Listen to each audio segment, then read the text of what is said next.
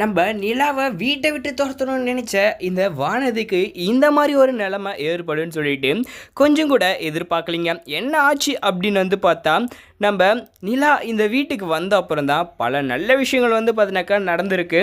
அது மட்டும் இல்லாமல் நம்ம நிலா தான் பார்த்தீங்கன்னா இந்த வீட்டில் இருக்கணும்னு சொல்லிட்டு ஒவ்வொருத்தருமே பார்த்தீங்கன்னா முடிவு எடுத்திருப்பாங்க. அந்த மாதிரி ஒரு சமயத்தில் தான் இப்போ என்ன ஆயிடுச்சுன்னா, வீட்டில் பொண்ணு கேட்கறதுக்காக ஒரு பக்கம் வர சொல்லிட்டு இருக்கேங்க.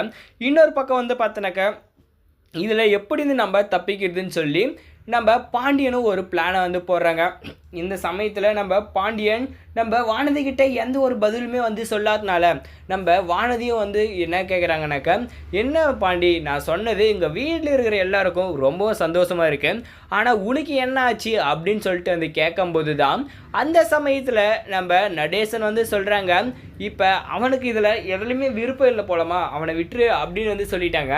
அதனால் நம்ம நடேசனையும் பார்த்தோன்னாக்கா தகாத வார்த்தையாலேயும் அது மட்டும் இல்லாமல் ரொம்ப கேவலமும் பேச ஆரம்பிச்சிட்டாங்க வானதி. இதனால் ரொம்ப கோவப்பட்டு நம்ம நடேசனும் ஒரு பக்கம் காய்ச்சி மூச்சுன்னு கத்துறாங்க.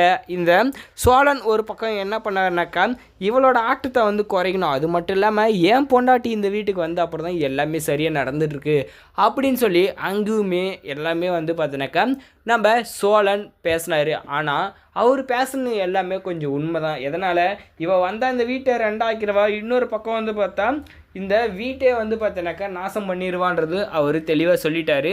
நம்ம நிலாவும் பார்த்தோன்னா இவ ஆல்ரெடி நம்ம மேலே ஒரு கண்ணை இருக்கா, வீட்டுக்கு வந்துட்டா பல பிரச்சனை உருவாகும் போலே அப்படின்னு சொல்லிட்டு அவங்களும் கெஸ் பண்ண ஆரம்பிச்சிட்டாங்க. என்னடா இது பிரச்சனை மேலே பிரச்சனையாக வந்துட்டுருக்கு, இது எப்படிடா சமாளிக்குதுன்னு சொல்லி பார்த்தா அந்த இடத்துல நம்ம வானதி என்ன பண்ணிட்டாங்க, இப்போ பாண்டி நீ என்ன வேணால் பண்ணிக்கோ, என்ன கல்யாணம் பண்ணி தான் ஆகணும் நீ அப்படின்ற மாதிரி பேசும்போது ரொம்பவுமே நம்ம பாண்டியனுக்கு பயம் இருக்க அதிகமாகிட்டே போயிட்டுருக்கு. இந்த சமயத்தில் நம்ம பாண்டி என்ன மாதிரி முடிவு எடுப்பாங்க அப்படின்னு பார்த்துட்டு இருந்தோம். கடைசியில் நம்ம நிலா இந்த வீட்டில் இருக்கணுன்றதுக்காக என்ன பண்ணிட்டாங்க, அந்த இடத்துல எல்லாருமே ஃபீல் பண்ணி பேசியிருப்பாங்க. நிலா ரொம்ப பாராட்டி பேசுறதுனால அப்போ நம்ம நிலா இந்த வீட்டுக்கு வந்த பிறகு தான் எல்லாமே சரியாக நடந்திருக்கணும். இன்னொரு பக்கம் என்ன ஆயிடுச்சு, அந்த இடத்துலையுமே இந்த நிலாவை நம்ம விட்டு கொடுத்துடக்கூடாதுன்னு அவர் முடிவு பண்ணியிருப்பாங்க. கல்யாணத்துக்கு அதாவது நிச்சயதார்த்தத்துக்கும் நான் பொண்ணு பார்க்க வரமாட்டேன்னு சொல்லிட்டு நம்ம பாண்டியன் வீட்டுக்குள்ளே இருக்கிறாரு. இப்போ இந்த சமயத்தில் இந்த வானதி காய்ச்சி மூச்சுன்னு கத்திட்டு இங்கே வரவோ, இப்போ வரேன்னு சொல்லிட்டு இங்கே வராத உட்காந்துட்டுங்களே என்ன நியாயம்னு சொல்லி நேரில் கத்திட்டு போகிறாங்க.